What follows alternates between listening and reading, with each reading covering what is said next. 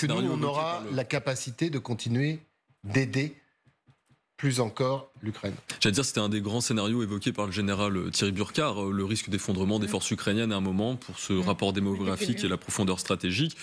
Est-ce qu'on aura, nous, la capacité d'aider encore l'Ukraine? C'est une volonté politique. Je pense qu'on est quand même des puissances en Europe à avoir des moyens financiers. Pas que politique, hein.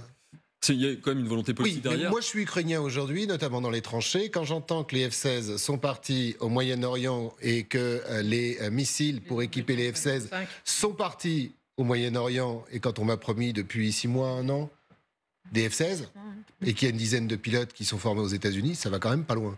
Bien sûr, mais c'est pour ça que je parle de volonté politique, parce que la guerre, c'est la continuation de la politique par d'autres moyens. Et à un moment, si l'Union européenne veut que l'Ukraine ne s'effondre pas et qu'elle ne soit pas annexée totalement par les forces russes, eh ben, il faut se donner les moyens. Et comme je le disais tout à l'heure, ce n'est pas avec nos dépenses militaires en dessous de 2% de notre PIB, c'est pas avec la suppression des services militaires ou, j'allais dire, parfois on a l'impression, nous, citoyens européens, d'être entre un livre de Philippe Meuret sur l'homo festivus et puis la société du spectacle de Guy Debord. Vous voyez, on est un peu dans un monde paradisiaque. L'image est belle.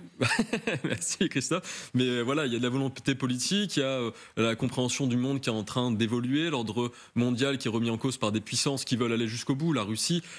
La Chine, c'est un peu différent, mais l'Iran, voilà, les organisations terroristes comme le Hamas, le Hezbollah, etc., etc., la Turquie qui déstabilise la Méditerranée, qui a menacé la Grèce, qui a menacé la France il y a 2 ans en illuminant le Jean-Baptiste. Erdogan hier, c'était hier, Anne, qui soutient le Hamas. Oui, qui parle de groupe libérateur de terre. Voilà, à un moment, il va falloir comprendre que le monde, c'est bien évoqué dans les rapports parlementaires, dans le rapport de la Cour des comptes, dans la revue nationale stratégique française. Que le Et monde si vous me permettez, je me tourne en général vers Catherine, rajouter tout ça,